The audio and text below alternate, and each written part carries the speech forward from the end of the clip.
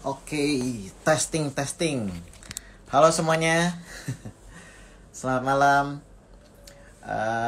Semoga suara saya jelas ya.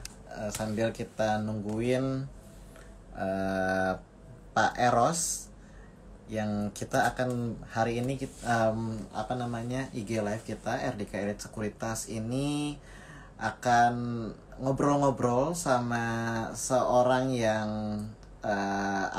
value investing gitu ya, value investor. Kalau beberapa live sebelumnya kita sering live bersama dengan trader-trader ya, kayak Om Ben gitu dan Pak Fier yang kemarin sempat gitu. Dan hari ini kita akan melihat cara berpikir seorang value investor. Ya, jadi kita akan kedatangan bintang tamu yang spesial sekali lagi, The Investor ID ya. Izinkan saya perkenalan diri dulu sebelumnya ya. Nama saya Hizky Emmanuel, saya dari RDK Elite Sekuritas. Dan mungkin ada beberapa orang yang belum tahu RDK itu siapa. Kami udah berdiri dari tahun 89 dan nanti boleh kepoin profile kita dan ada klik link di sana, nanti bisa cari tahu siapa itu RDK dan aplikasi yang kami pakai. Dan ya, itu aja. Siapa ini Pak Eros? Pak Eros ini adalah orang yang sangat aktif memberikan edukasi saham ya, khususnya value investing melalui Instagram, melalui YouTube dan Telegram. Pasti banyak banget yang kita akan bisa dapetin dari Pak Eros hari ini. Jadi kita langsung aja undang The Investor ID. Kasih tepuk tangan yang meriah. Oke, baru aja saya accept Pak Eros dari Investor ID. Halo, selamat malam Pak Eros. Halo, malam Mas Iskia. Ya, wah, salam kenal. Terima kasih nih Salam kenal Mas. waktunya. Iya, terima Thank you kasih Mas banyak. atas undangannya. Suara Iya, saya jelas Mas ya? suaranya jelas sekali. Bagaimana dengan suara Siap. saya, Pak? Jelas, jelas juga Mas. Oke, iya. Jadi sekali lagi kita sambut ya Pak Eros Parwita. Beliau ini aktif sekali memberikan konten edukasi ya Pak ya, Iya. melalui channel di Investor ID, di Instagram, lalu di YouTube ya Pak ya, dan ada juga di Telegram. Boleh diceritain dikit Pak, Telegramnya itu di mana Pak? Cara carinya di mana Pak? Takutnya kan kita cari-cari terus habis itu dapetnya yang akun-akun bodong gitu ya. Iya, betul Mas Iskia. Ah, Jadi kalau di channel Telegram kami ini intinya juga sama sebenarnya, sama dengan Instagram maupun YouTube. Jadi beberapa istilahnya semacam quote atau message yang ada di YouTube kita sampaikan ke Telegram. Nah, bagi teman-teman yang istilahnya ingin join di channel Telegram kami itu nama channelnya pakai kata-kata channel, Mas. Channel baik, The Investor seperti itu. baik. Nah, karena kalau hanya di searching ini ternyata banyak sekali nih akun mengatasnamakan The Investor, The bahkan Investor ID. mengatasnamakan saya sendiri Eros Perwita. Waduh, Wow. ini siapa gitu. Iya, iya, Dan iya, iya. ternyata setelah kita teliti itu ternyata banyak penipuan di situ Mas ya. Jadi yang titip dana dan sebagainya itu. Nah, jadi harapannya teman-teman bisa lebih berhati-hati. Sebenarnya akun-akun tersebut sudah kita laporkan gitu. Kadang udah hilang tapi besoknya muncul lagi tuh akun yang baru Baik. itu. Nah, memang nggak bisa di I stop see. Iya, ya. iya, iya. Ya nggak tahu nanti harapannya sih bisa Siap, bisa istilahnya ditindak. siap. Kalau saya lihat salah satu cara paling gampang buat join channelnya Pak Eros atau The Investor ID itu lewat YouTube justru. Kita ketik The Investor ID lalu klik aja salah satu videonya, di situ ada link yang langsung masuk ke channelnya gitu ya Pak ya. Iya, betul, betul Mas Iskia. Jadi lebih Iya, enak lewat link aja, ya link yang ada siap. di The video Investor YouTube. ID. Iya, betul, Iya. betul. Oke, Pak Eros, mungkin ini kan beberapa teman-teman yang masuk hari ini gitu kan biasa ngedengerin konten-konten RDK Elite gitu ya.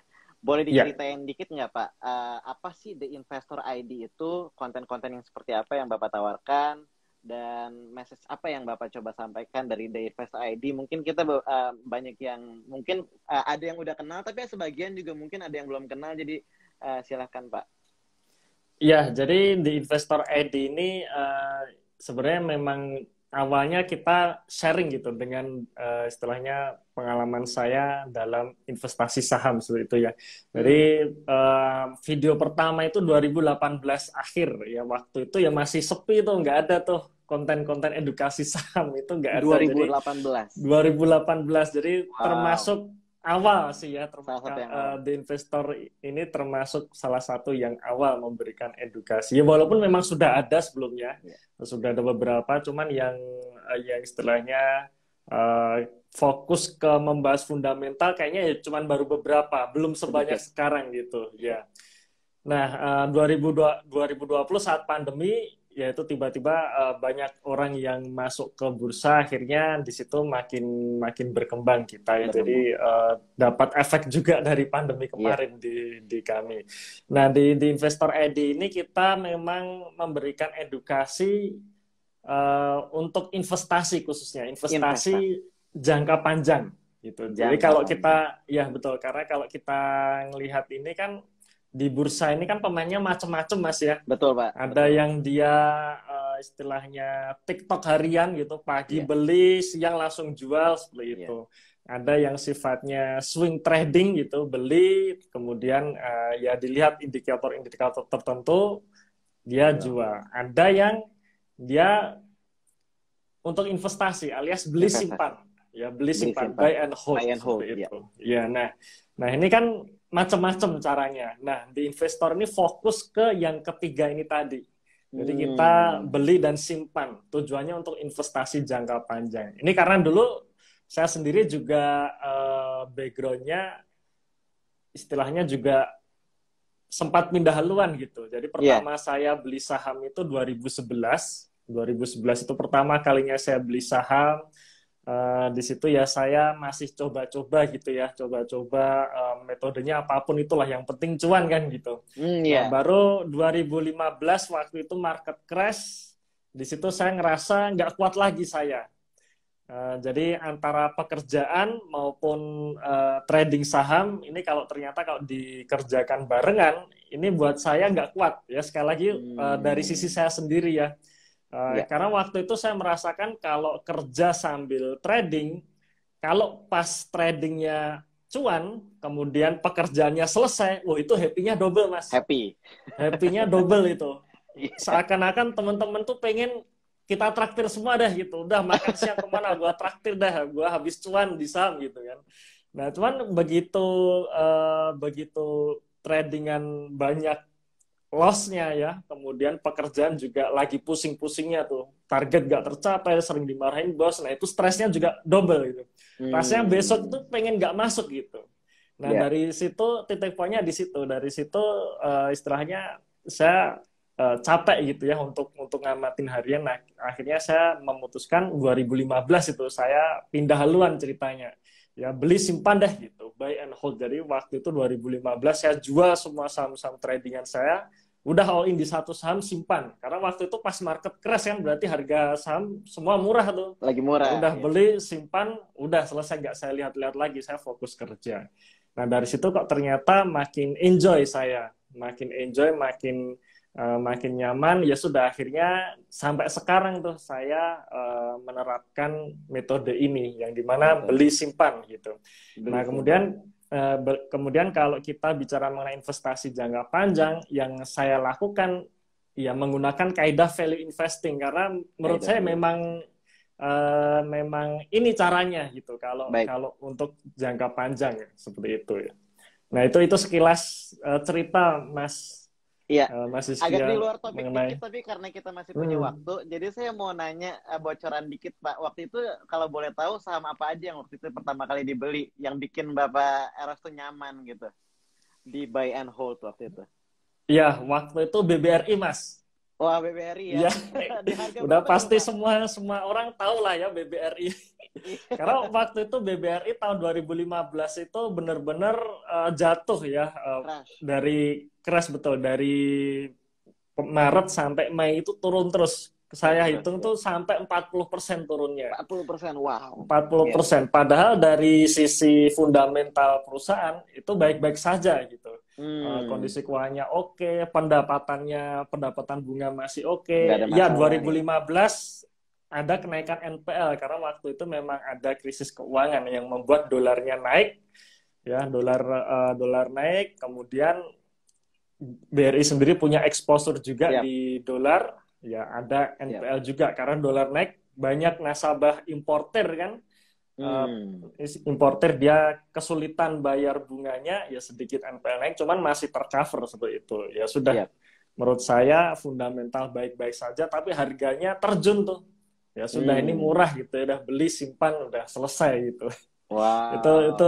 Itu pertama kali saya beli dengan istilahnya pindah haluan. Sebenarnya tahun 2011 pun dulu saya juga beli pertama kali saham itu ya BBRI gitu, karena yang kita tahu kayaknya BBRI gitu ya.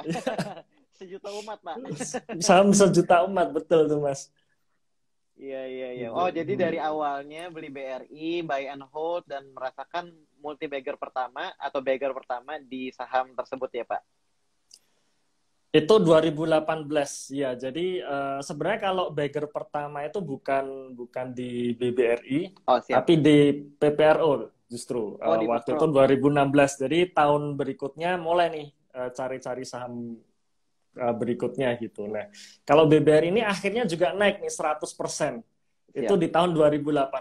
Jadi 2017 kan stock split ya. Waktu itu saya masih ingat stock split. Harga setelah stock split dalam portofolio saya lihat jadi 1.700 tuh. Wow, oke. Nah, iya 1.700. Bayangkan sekarang udah 4.000-an sekian gitu ya. Jadi 1.700, tapi 2018 itu saya jual akhirnya. Saya cari saham yang lain aja yang istilahnya buat saya lebih cocok gitu untuk kita perdalam lagi seperti itu. Siap. Oke. Iya. Wah, terima kasih udah bocorin sedikit nih. Pak, tadi Pak Eros sempat ngomong waktu pindah haluan itu kebetulan waktu IHSG lagi turun dalam. Betul ya Pak? Yeah, market lagi turun dalam, BRI lagi turun berapa bulan turun terus gitu ya, nggak ada masalah, dan saya bisa membayangkan waktu itu keadaannya pasti lumayan merah terus gitu ya, setiap kita buka market merah lagi merah lagi gitu. Nah, ini mirip nih Pak sama yang terjadi belakangan ini nih Pak. Iya.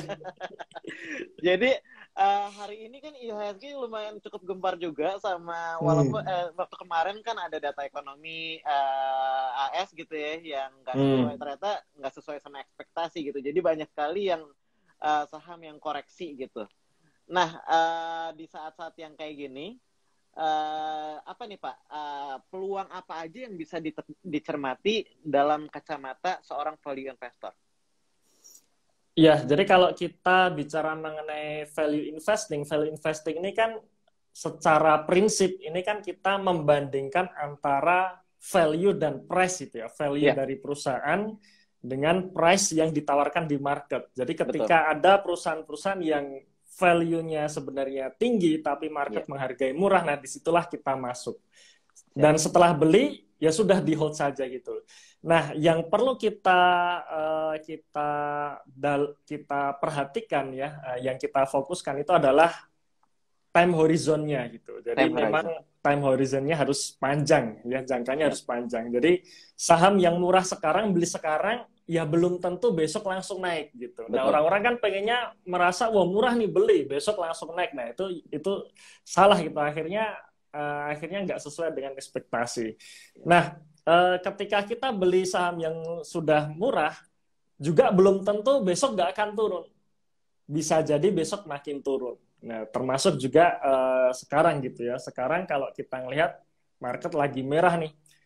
Saham-saham yang sebenarnya kita ngelihat memang IHSG sudah sempat menembus all time high-nya dan sebagainya, harga-harga saham sudah pada naik, tapi sebenarnya masih banyak yang murah. Nah, cuman begitu market crash ini tetap nih harga saham-saham yang murah tadi tetap ikut turun seperti itu. Turun ya. Nah, tipsnya apa? Ya balik lagi, selama kita memegang pada kinerja perusahaan, ya selama kinerjanya baik-baik saja, selama kondisi perusahaan atau fundamental masih sehat, prospeknya masih ada, dalam artian ada harapan nih kinerjanya akan naik. Nah, berarti ya sudah di hold saja gitu. Jadi ketika kita melihat market crash seperti ini, ya posisi saya saat ini ya saya nge-hold saja. Jadi saya nggak keluar, ya maksudnya keluar kan kadang kalau teman-teman yang trading ini kan pasti bisa membaca ya ada sinyal-sinyal saham mau turun. Nah, dia cut loss dulu.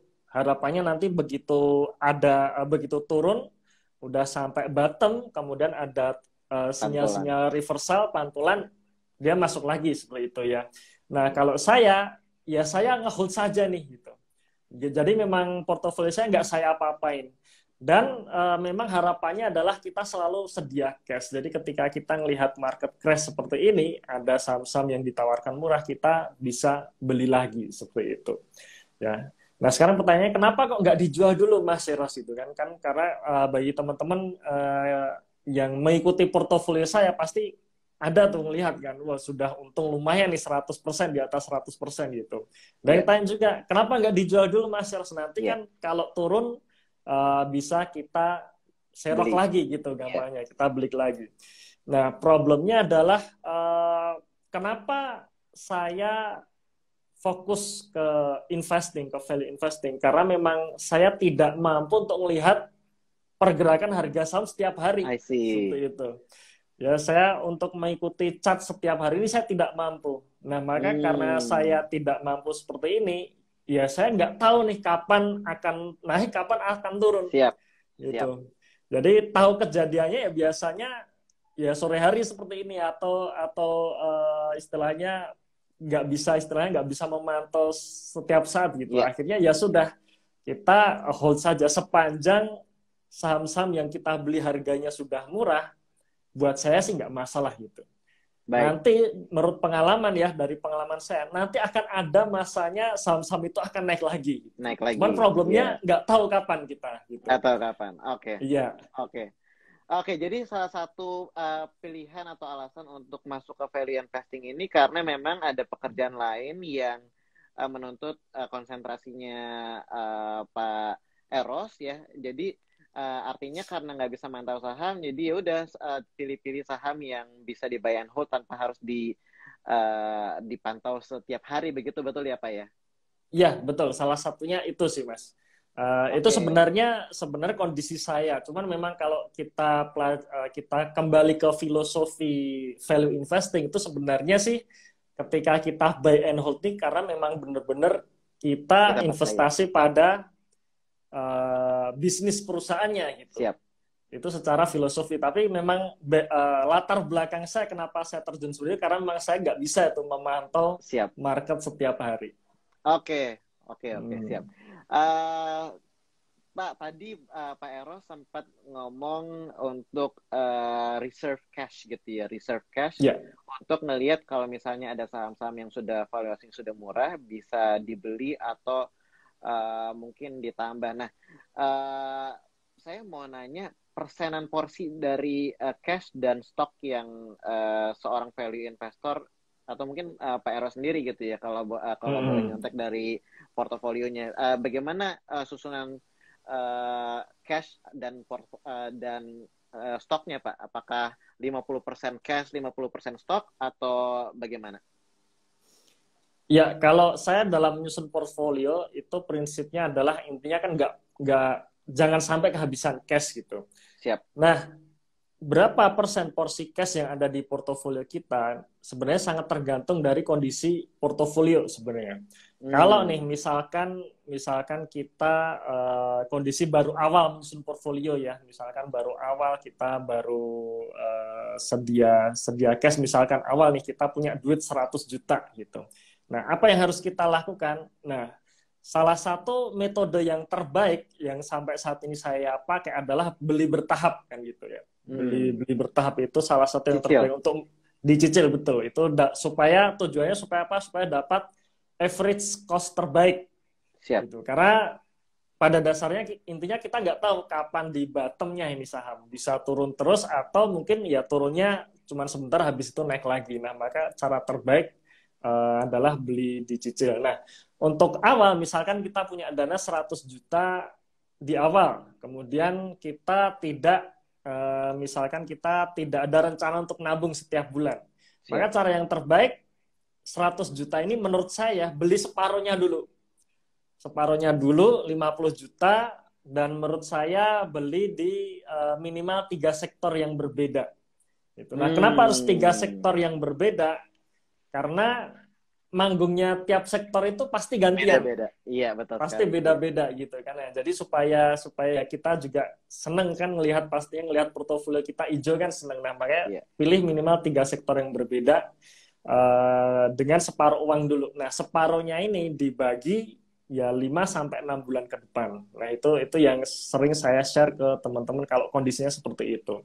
Nah, cuma nanti begitu sudah jalan ya, berjalannya waktu pasti berubah kondisinya kan, portofolionya sudah makin gede, mungkin keluarnya makin gede gitu. Iya, betul. Nah, seharusnya ketika sudah jalan misalkan paling tidak 6 bulan lah ya, itu harusnya sih sudah mulai kelihatan nih mana saham yang bagus, mana saham yang tidak bagus, dalam artian maksudnya ada merah, ada hijau. Nah, kalau kondisi kita misalkan di portofolio kita banyak hijaunya nih, dalam artian saham-saham yang kita pegang ini sebenarnya udah murah-murah semua gitu, murah-murah semua dan kita prediksi kinerjanya masih naik dan mungkin kinerjanya superior. Nah, di situ cash-nya kecil pun nggak masalah ya, paling tidak sih 10%. Cuman kalau kondisi portofolio misalkan kita salah pilih saham nih, kita belinya saham yang kinerjanya nggak karuan gitu ya, kemudian belinya di pucuk lagi, udah beli di harga mahal. Nah, kalau kondisi seperti itu sedia cashnya harus banyak seperti itu.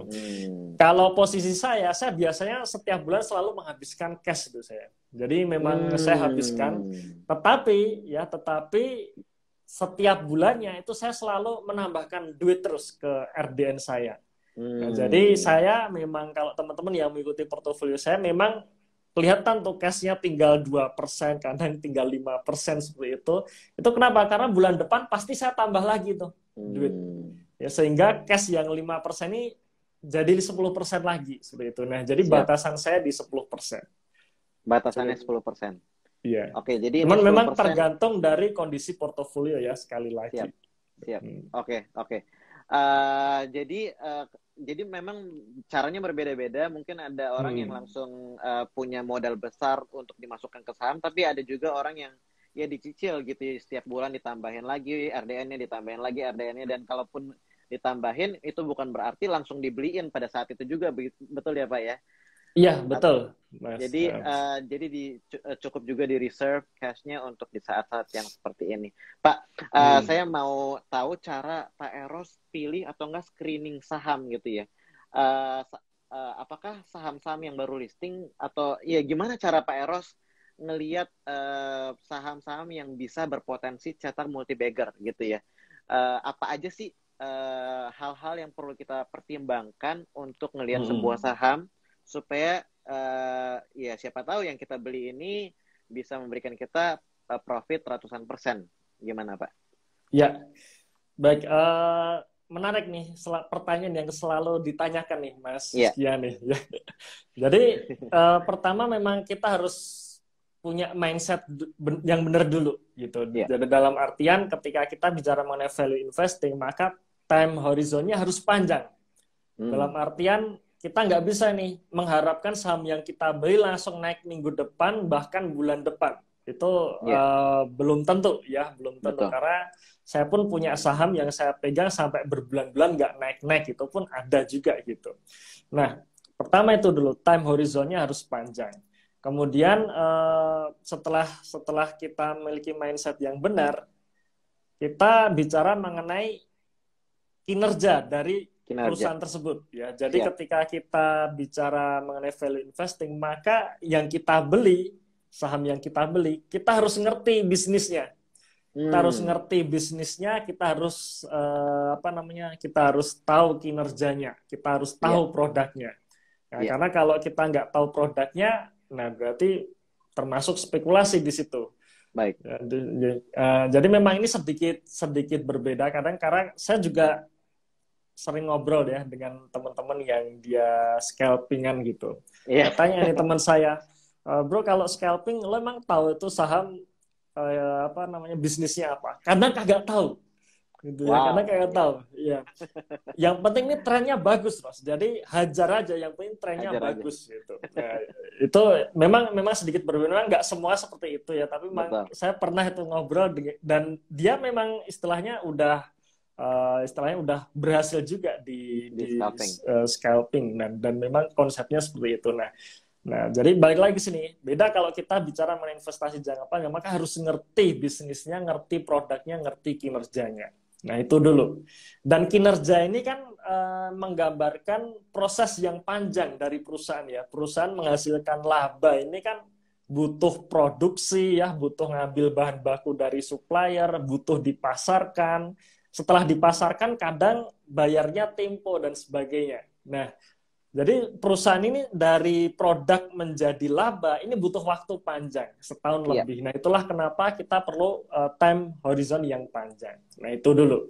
Nah, mindset itu dulu kalau kita sudah oke, nah baru kita masuk ke valuasi. Ya, ini yang sering kita bahas juga ya, valuasi. Kita ketemu dengan perusahaan yang kinerja bagus dan pastikan valuasinya murah. Nah, bagaimana apa nih untuk kita bisa mendapatkan multi bagger gitu.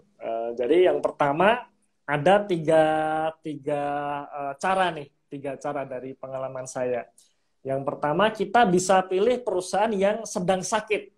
Dalam artian lagi sakit. Perusahaan mungkin itu merugi ya. Lagi rugi bisa. Tapi kita harus melihat intinya adalah prospeknya itu bagus dalam artian ini bisa nih akan selamat ya, kita mempelajari dari manajemennya langkah-langkah apa yang sudah dilakukan manajemen untuk menyehatkan perusahaan seperti itu. Nah, jadi kalau perusahaan sakit ini memang biasanya harga sahamnya udah turun dalam tuh. Turun dalam. Nah, begitu nanti terbukti bahwa yang dilakukan oleh manajemen ini berhasil dalam artian dari perusahaan dari rugi menjadi laba, kemudian hutangnya besar, tiba-tiba perusahaan bisa membayar hutang. Nah, ini biasanya market akan merespon bagus. Dan ini biasanya harga sahamnya langsung rally-nya lumayan cepat saat itu sudah kejadian seperti itu. Nah, kita masuknya sih memang kondisi masih sakit. Dan memang ini resikonya termasuk tinggi ya, karena probabilitasnya 50-50. Kalau kinerjanya sehat, ya dia bakalan terbang tuh harga saham. Tapi kalau ternyata manajemennya gagal untuk melakukan perbaikan lanjut turun lagi seperti itu. Nah, ini resiko tinggi dan saya sendiri jarang masuk yang pertama ini. Nah, yang kedua ini lumayan istilahnya gampang gitu ya, lumayan gampang. Dalam artian kita ngelihat bahwa kinerjanya baik-baik saja. Ya, kinerja tetap tumbuh, labanya naik, pendapatan naik, ya, perusahaan juga kondisinya sehat ya, hutangnya sedikit dan sebagainya. Tapi perusahaan sedang kena sentimen negatif nih, yang membuat harga sahamnya ambles. Karena memang dalam jangka pendek biasanya harga saham ini kan dipengaruhi oleh sentimen gitu ya. Sentimennya jelek, harga sahamnya biasanya dihargai market ya rendah gitu, akhirnya membuat harga saham ambles gitu. Nah, di situ kita juga bisa pilih di situ. Ya, kita bisa pilih di situ dan ini juga potensi karena yang namanya sentimen ini juga nggak bertahan lama gitu. Nanti kalau ceritanya sudah ganti ya, story negatifnya selesai, ini biasanya harga sahamnya balik lagi tuh ke fundamental aslinya. Nah, salah satunya yang saya ceritakan tahun 2015 waktu itu BRI gitu ya, BBRI nggak kenapa-kenapa karena memang ada sentimen negatif waktu itu, krisis keuangan global membuat harga sahamnya kan ambles sampai 40% waktu itu. Nah, di situ kita masuk. Tahun 2020 kemarin banyak sekali saham diskon seperti itu ya, saham diskon yang membuat kita bisa milih perusahaan-perusahaan bagus mumpung harganya murah. Siap. Ini seperti yang kedua dan biasanya lumayan cepat nanti recovery-nya. Kalau saya boleh share waktu bulan Februari kemarin ya, karena saya kebetulan juga masuk di situ. Saya review mengenai saham Antam tuh. Antam Betul, waktu itu gara-gara Min ID gagal akuisisi Street Scooter, harga sahamnya ambles kan tuh dari Ambles sekali. 2.300 Betul. 2.300 sampai ke 1.700 ya, 1.700 1.600. Ya padahal kinerjanya baik-baik saja tuh. Iya. Ya labanya masih naik, pendapatannya masih naik. Ya udah ini kesempatan. Nah, begitu ceritanya berubah bulan Maret, ya tahu-tahu harganya naik rally. aja itu. Ya rally dalam 1 bulan kurang udah dapat tuh 60-an% itu ya. Iya, betul. Itu cara yang kedua. Sebenarnya cara kedua ini lumayan lebih enak, lumayan lebih nyaman. Ya karena kinerjanya baik-baik saja gitu. Nah, ini yang kedua bisa kita lakukan. Atau cara yang ketiga. Nah, cara yang ketiga ini menurut saya juga saya banyak di yang ketiga ini. Baik, yaitu kejar kereta. Kejar kereta. Jadi kejar kereta itu boleh gitu. Kejar kereta boleh. Yang penting terukur gitu. Terukur dalam artian seperti ini. Kalau kita bicara tadi nomor 1, itu perusahaan masih sakit gitu ya. Masih sakit, labanya turun, bahkan rugi dan sebagainya. Tapi begitu dia kinerjanya berbalik arah ya, yang sering kita sebut sebagai turnaround company itu ya. Dia bisa balik lagi tuh harga sahamnya bisa to the moon gitu kan. Nah, kalau kejar kereta memang harga sahamnya biasanya sudah gerak duluan. Ya, jadi kinerjanya sudah terkonfirmasi naik. Jadi sudah laba ya, dari rugi sudah laba dan harga sahamnya biasanya udah naik. Nah, kita harus ukur nih, kira-kira kenaikannya ini masih berlanjut nggak kenaikan labanya? Ya, kenaikan laba, potensi atau prospek paling tidak setahun atau 2 tahun ini masih bisa naik nggak? Nah, kalau masih bisa naik, berapa kira-kira yang laba yang bisa kita proyeksikan sampai akhir tahun? Nah, baru di situ kita valuasi. Oh, valuasinya masih murah, masih masuk akal, ya kita masuk di situ. Nah, di channel YouTube kami ya tahun 2021 ini kita bahas tuh ITMG waktu harganya masih 11.000 ya, 11.000 12.000. Ini sebenarnya kondisinya udah kejar kereta. Kenapa? Karena 2020 ITMG harganya masih 7.000, masih 8.000 kan. Habis itu 2021 naik ke 12.000. Ya, 12.000 masih bisa masuk nggak? Ya secara prospek, secara valuasi masih murah ya nggak apa-apa masuk seperti itu ya. Habis itu ya sekarang kan 30 ribuan ya. 32 ribuan. Dapat tuh 100% kan di tahun kemarin. PTBA juga sama, Adaro pun juga sama. Seperti itu. Jadi memang ada 3 cara dan saya sering banyak dapat tuh yang ketiga ini. Kejar kereta tapi harus diukur. Ya mungkin kalau teman-teman yang sering ngikuti YouTube di investor ya, di yang salah satu yang memberikan return multi-bagger tercepat, yang terbaru SMDR ini ya.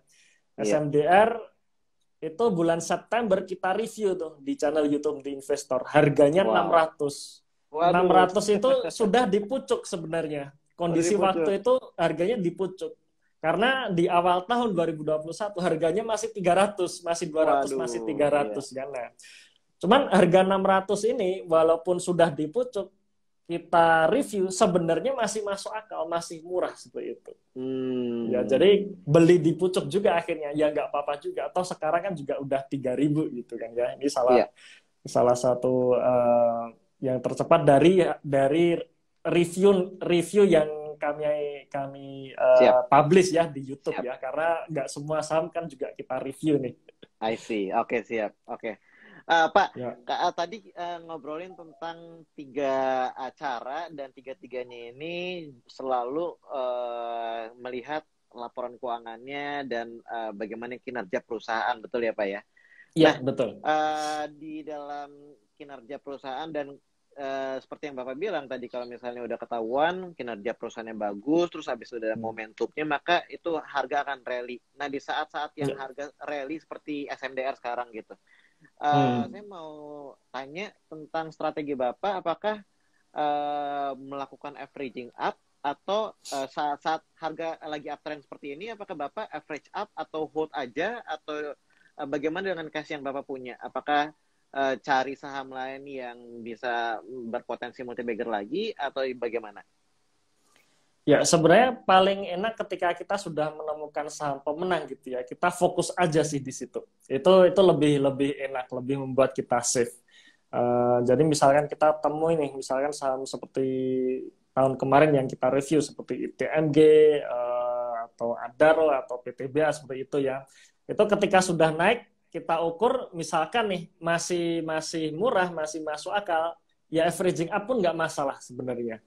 Nah, cuman memang kalau saya pribadi, saya pakai strategi untuk buka RDN yang lain gitu ya, RDN kedua. Jadi saya pun tidak hanya pakai satu RDN, tapi ada beberapa gitu. Itu strategi supaya ya pastinya seneng kan kita kalau melihat punya di harga yang paling bawah itu kan seneng dibandingkan kena average up seperti itu. Tapi yang penting adalah harga di pucuk ini masih masuk akal gitu. Gak apa kita beli, saya biasanya di RDN yang lain. Itu salah satu tips sih saya ketika misalkan mau melakukan averaging up. Averaging down pun kalau misalkan averaging down, saya pun kalau averaging down ya saya tetap di saham tersebut gitu. Jadi supaya mendapatkan average cost terbaik.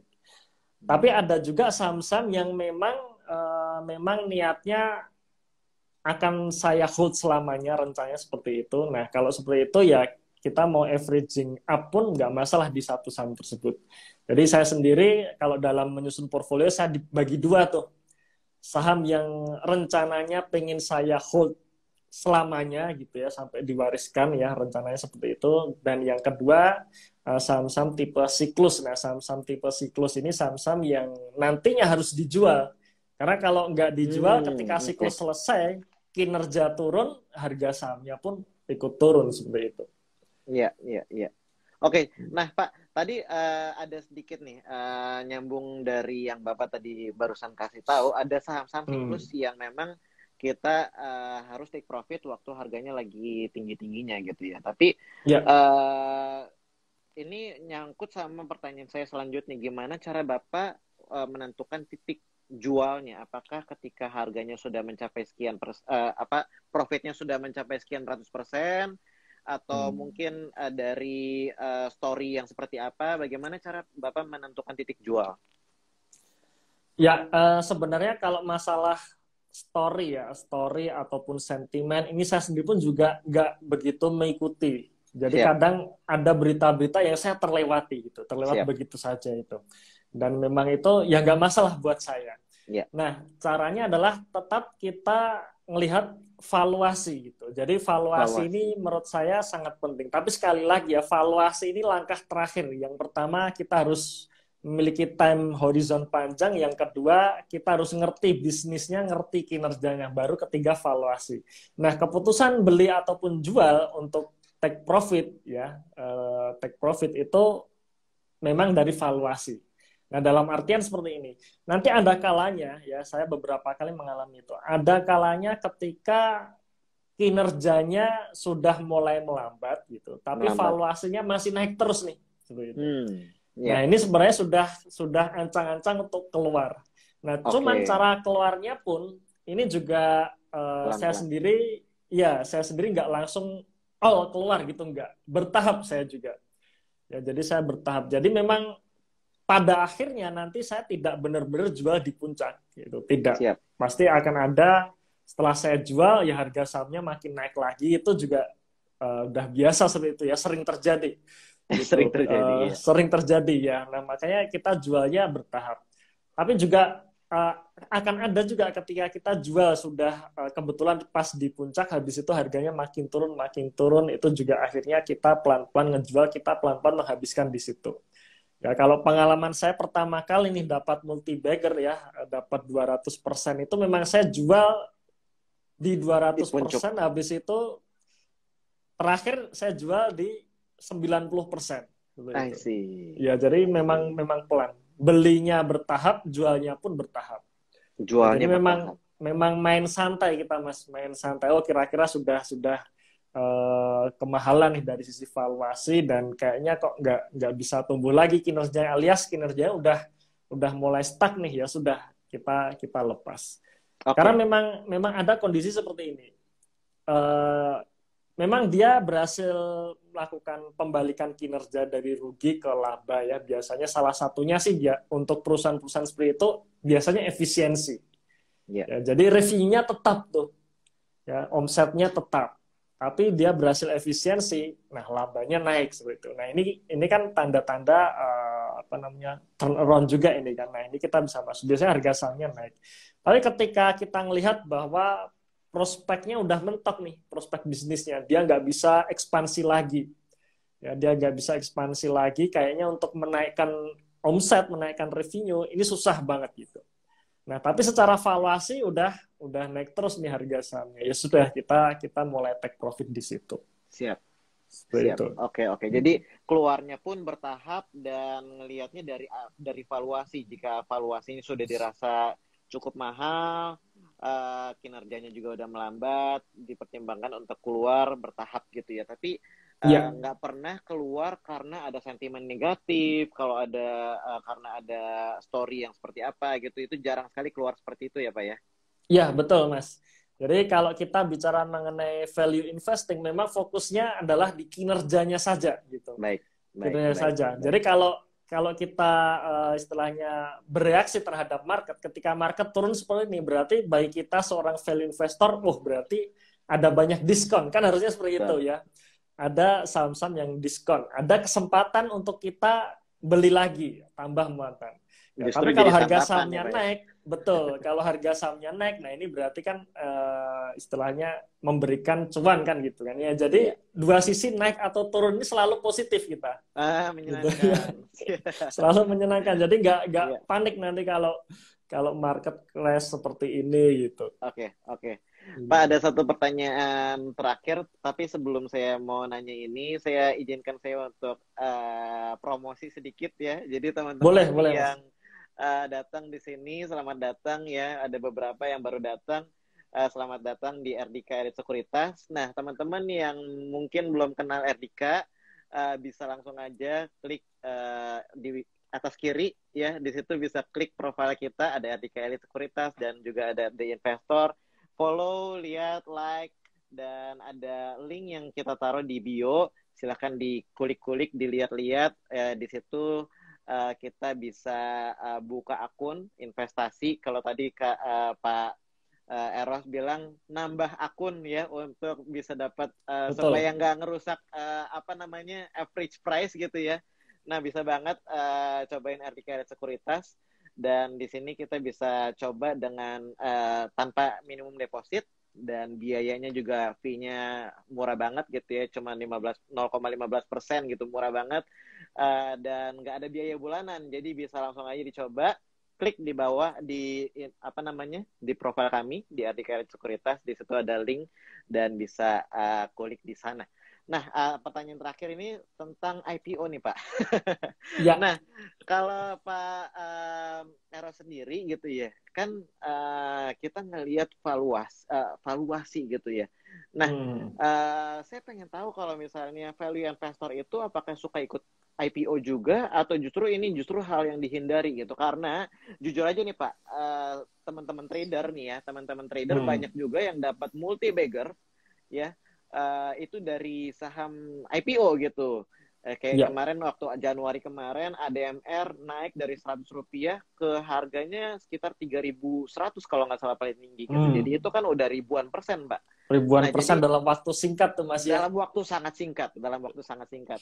Walaupun kalau time horizon panjang ya sekarang sih udah merosot lagi ya. Maksudnya kalau dikeluar di saat yang tepat begitu ya. Nah, tapi saya tertarik untuk pengen kenalin cara pandangnya seorang value investor seperti Pak Eros ini. Apakah suka ikut IPO atau ini hal yang dihindarin? Kalaupun suka, Pak, saya pengen tahu nih, ada trik tertentu nggak untuk membeli saham IPO? Ya, kalau saya sendiri saham IPO terakhir ikut 2016 tuh Mas ya. Jadi sampai sekarang udah nggak ikut lagi. Tapi bukan berarti saham IPO itu jelek-jelek semua gitu. IPO dalam artian seperti ini ya. IPO kita ikut book building-nya gitu. Saya biasanya sih kadang masih beli saham yang baru IPO, tapi setelah harganya turun dulu tuh. Harga turun lumayan jauh, kalau menarik ya baru beli gitu. Cuman kalau ikut dari book building sampai pemesanan dan sebagainya itu sudah nggak pernah lagi gitu. Tapi tidak berarti saham-saham, intinya memang tidak berarti saham-saham IPO itu jelek-jelek semua. Tidak, tetap ada yang bagus karena salah satu rekan kami pun juga dapat IPO harganya bagus itu, tapi bukan ADMR sih ya, salah satu saham batu bara juga yang baru IPO tahun kemarin dia ikut dan ternyata bagus gitu. Nah intinya memang kita harus ngerti bisnisnya, salah satunya itu kita ngerti kinerjanya, prospeknya seperti apa. Nah kalau saya sendiri saya memang tidak ikut IPO karena acuan saya kan di history sebenarnya Mas. Nah, sebenarnya value investing ini juga macam-macam sebenarnya. Jadi tidak semua metode yang berhubungan dengan value investing saya terapkan semua, itu tidak. Tapi saya memang yang saya ngerti aja gitu. Saya salah satu dari secuil metode value investing yang saya pakai ya, yaitu saya melihat historinya. Nah, karena saya melihat history, maka kalau saham IPO kan belum ada historinya tuh, history di market seperti apa. Nah, makanya di situ saya hindari karena memang saya nggak ngerti aja sih. Tapi bagi kita yang ngerti, yang paham, kita yakin dengan kinerjanya bakalan makin naik terus, itu menurut saya juga nggak masalah. Memang kalau secara filosofi sebenarnya secara filosofi ketika perusahaan mau IPO ini kan pengennya ketika harga IPO itu kan ya dari sisi pemilik awalnya kan dijualnya di harga yang mahal kan gitu kan Mas. Betul. Saya misalkan nih Eros misalkan punya perusahaan Eros Corporation gitu ya, pengen IPO. Kan pengennya kan saya IPO di harga mahal kan gitu ya. Betul. Ya, mungkin saya pemilik pengennya di harga murah kan kayaknya nggak mungkin. Harus gitu. mencetak keuntungan. Harus mencetak keuntungan supaya dapat duit IPO-nya gede kan. Betul. Gitu. Nah makanya dari filosofi, dari pemikiran seperti itu saya nggak ikut itu sih. Gitu. Tapi sekali lagi tidak semua saham IPO itu jelek ya, tetap ada yang bagus dan terbukti ya tadi teman-teman yang dapat cuan multi bagger pun banyak.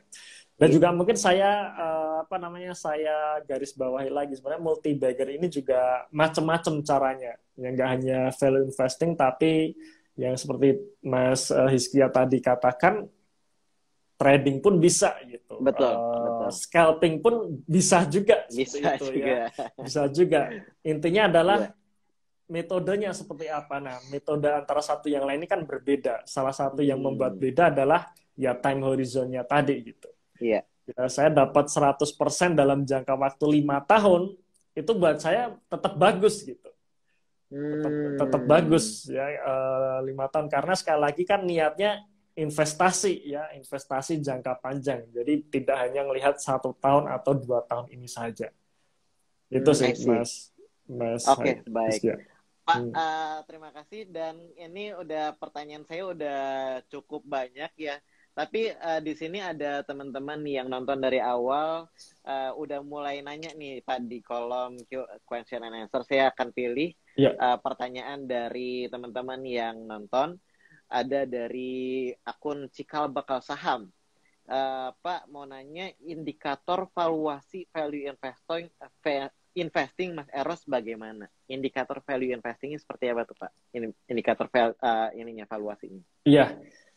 Kalau saya biasanya ngelihat tuh pertama ROE, kemudian ya ROE, kemudian PBV dan PER. Udah itu aja sih secara indikator ya. Tapi sekali lagi, valuasi ini langkah terakhir.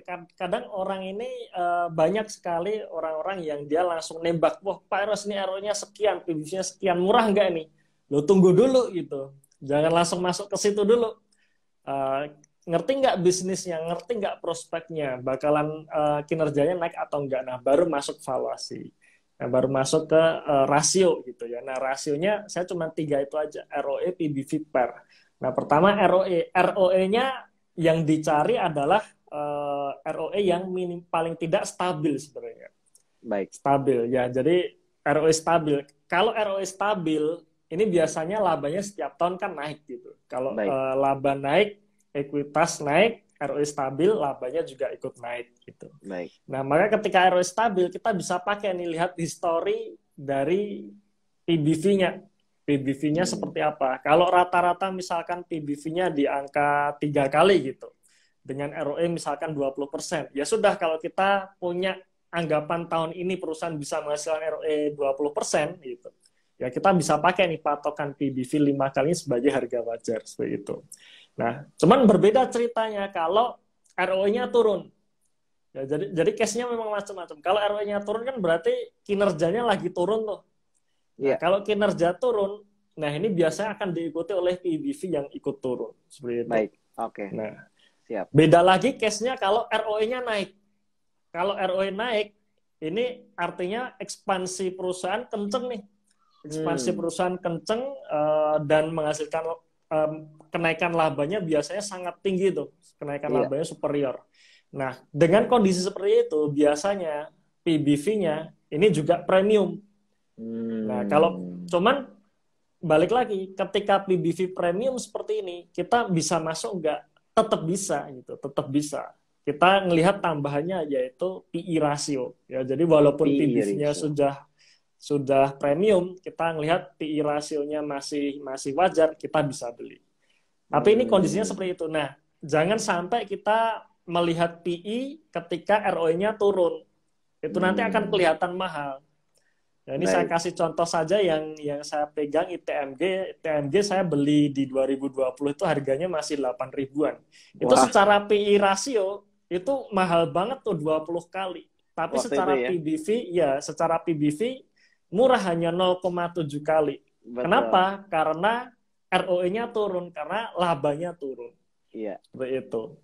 Nah, sekarang kalau kita bandingkan sekarang di 30-an ribu, ya 30-an ribu, secara PBV ya sudah premium gitu. Sudah premium, tapi secara PE sebenarnya masih harga yang murah, ya makanya masih layak di hold gitu. Jadi saya hold terus nih, ya jadi saya hold terus nih. Jadi walaupun nanti market mau naik turun, ya asing mau keluar dan sebagainya, ya udah biarin aja lah gitu. Kalau saya gitu ya. Iya. Kalau saya ya sepanjang rasionya masih murah ya saya biarin terus. Siap. Oke, siap. Saya tertarik untuk nanyain, jadi keingetan nih Pak, kalau ngomongin tadi beli ITMG dari harga 8.000 Pak. Terus habis itu kemarin udah sempat dibawa ke harga tinggi sekali gitu ya, kayak kemarin udah 36 ya, 36 ribuan, 37 ribu bahkan. Itu apakah Pak Eros ada target price gak ya Pak? Atau melihat dari evaluasi aja nih Pak? Iya, target price memang nggak ada sih saya Mas. Jadi memang patokan saya memang kinerjanya dulu. Nah, kinerjanya sepanjang kan kuartal 1 masih bagus banget nih kinerjanya. Ya udah di hold terus gitu. Nah, nanti ketika kinerjanya sudah mulai stagnan nih. Kan kemarin tuh labanya naiknya tinggi gitu ya. Tinggi banget ya. Tinggi banget. Nah, nanti kalau misalkan kenaikan labanya sudah mulai berkurang, tinggal misalkan 100% atau mungkin kenaikan labanya di bawah 100%. Nah, ini udah tanda-tanda indikasi. Ya udah, kita di situ baru realisasikan profit. Jadi memang nggak ada target harga sih, Mas. Oke, siap. Ada satu pertanyaan. Kinerja dulu. Ya. Ada satu pertanyaan dari Pak Puji Setio 34. Kak, lihat kinerja baik satu perusahaan itu dilihat dari mananya? Dari apanya, Kak? Iya. Kalau saya mengartikan kinerja itu laba bersih ya, secara bottom line laba bersih ya. Jadi dari revenue, dari laba kotor, dari laba bersih. Nah, kalau fundamental itu dari neracanya harus sehat ya. Ada potensi gagal bayar nggak nih? Jangan sampai kita buy and hold di tengah jalan, perusahaan nggak bisa bayar utang, disuspend udah gitu kan.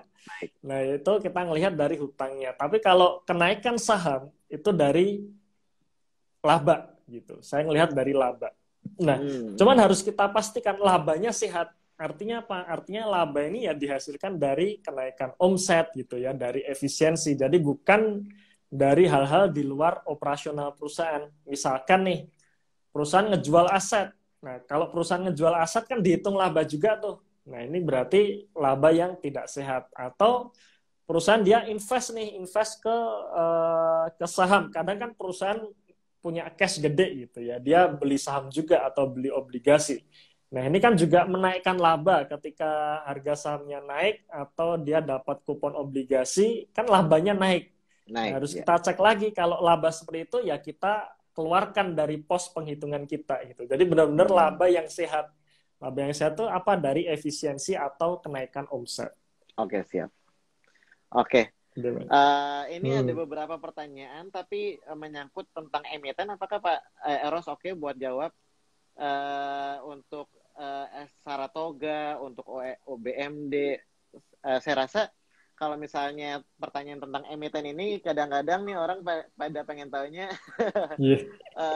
karena pengen tahu nih harganya sekarang kayak gimana, tapi kayaknya kita langsung aja ke bagian terakhir aja Pak, karena ini waktu juga udah menunjukkan udah jam 9 malam, kita nggak berasa udah ngomong 50 menit lebih, udah 1 jam. Berasa nih ya, udah hampir 1 jam. Jadi langsung aja buat teman-teman yang nanya tentang saham tertentu ya, Antam, Saratoga, OBMD, kita RDK Elite Sekuritas tiap pagi hari Senin pagi jam 8.45 pagi kita ada morning briefing. Nah di situ ada teman saya ya Pak Henry Widiantoro yang akan dengan jeli ya membaca pertanyaan tentang saham-saham seperti ini, dan bisa langsung aja pantau terus YouTube dan Instagram Live RDK Elite Sekuritas. Ada ini nggak Pak pesan-pesan terakhir ya, pesan-pesan terakhir atau kata-kata apa ya? Ada pesan nggak? Pesan untuk teman-teman yang nonton, ya ada 100-an orang yang nonton pada hari ini, bagaimana menjadi seorang value investor, atau ada sesuatu yang Bapak bisa kasih pesan, apa yang Bapak mau kasih tahu buat kita semua? Silakan Pak. Iya. Baik, buat teman-teman yang sudah mulai berkecimpung di pasar saham, baik yang masih pemula ataupun sudah lama, yang terpenting sebenarnya adalah mindset ini tadi. Kita lagi ngapain nih? Kita lagi trading atau investing gitu. Karena menurut saya dua hal ini adalah dua hal yang sangat jauh berbeda.